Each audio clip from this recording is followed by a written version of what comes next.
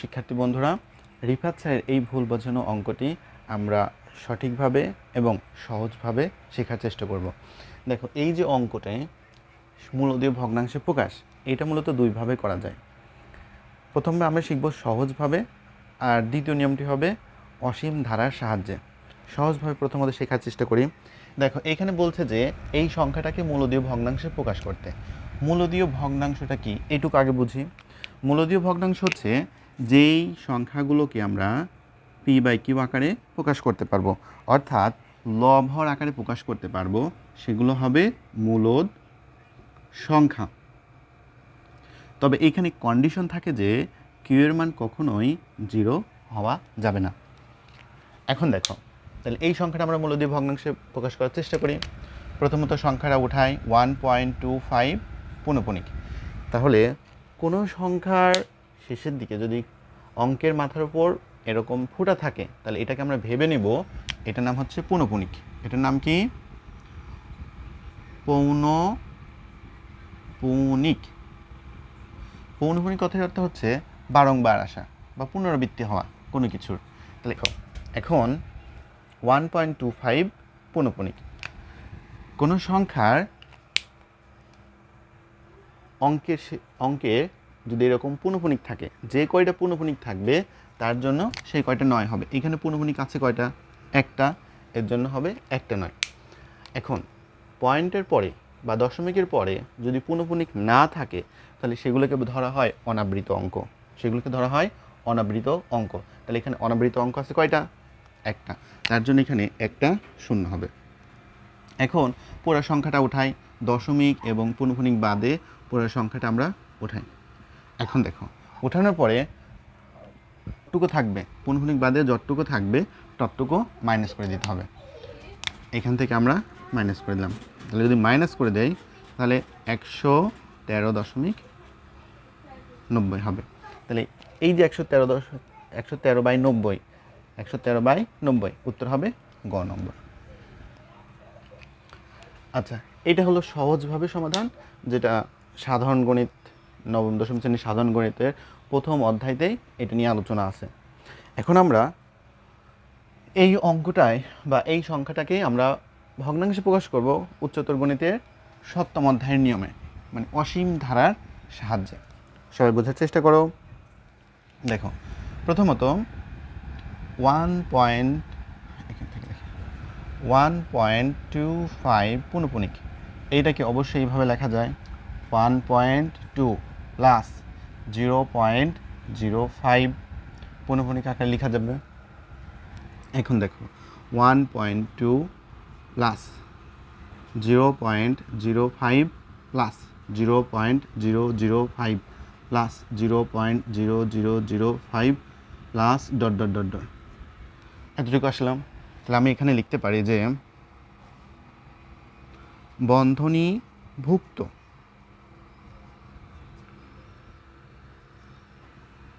অংশ গুণোত্তর ধারা। সুতরাং ধারাটির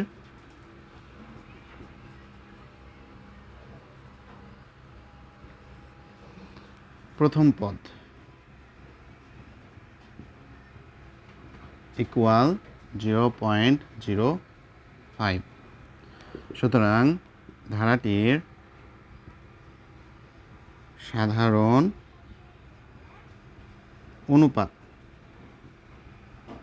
আর ইকুয়াল দ্বিতীয় পদ ভাগ প্রথম পদ, 0.005 ভাগ 0.05, মানে দ্বিতীয় পদ ভাগ প্রথম পদ করলেই আমরা সাধারণ অনুপাত পাবো। ক্যালকুলেটর বাদেই এটা সমাধান করার চেষ্টা করব। কিভাবে করি? প্রথমত দেখো, এই যে হচ্ছে দশমিক বাদে আগে সংখ্যাটা লিখি। উপরে 5 আছে, 5 লিখলাম, নিচে 5 আছে, নিচেও 5 লিখলাম, গুণন, নিচেও গুণন দিলাম। এখন এই যে দশমিক আছে, এই দশমিক উঠাই দিয়ে এখানে 1 লিখলাম। দশমিকের অঙ্ক আছে কয়টা? 1 2 3টা অঙ্ক, তার জন্য 3টা শূন্য। এখন নিচের দশমিকটা উঠাই দিলাম, নিচের দশমিকের জন্য উপরে 1 লিখতে হবে। অঙ্ক আছে কয়টা? 2টা, তার জন্য 2টা শূন্য দিলাম। এখন দেখো 5 5 কাটা, এই 0 0 কাটা, তাহলে উপরে কত থাকে? উপরে 1 থাকে, নিচে 10 থাকে, তাহলে হচ্ছে 1/10, মানে হচ্ছে 0.1 আসে। এইটা আসলে সাধারণ অনুপাতের মান। এখন দেখো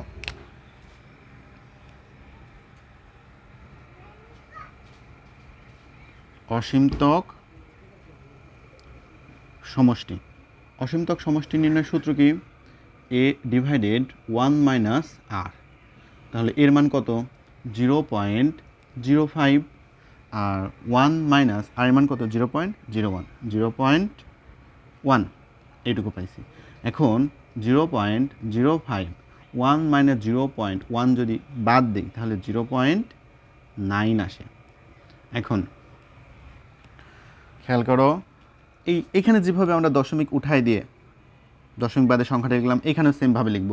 দশমিক যদি উঠাই দেই তাহলে দশমিক বাদের সংখ্যা হয় শুধু 5, আর এখানেও যদি উঠাই দেই শুধু 9। গুণন, এখানেও গুণন দিলাম। ভালো করে বোঝার চেষ্টা করো। এখন দেখো, এই যে দশমিক যদি উঠাই দেই, দশমিকটা যদি উঠাই দেই, এই দশমিকের জন্য আমি লিখতে পারি নিচে 1। দশমিকের 2টা অঙ্ক আছে, তার জন্য 2টা 0।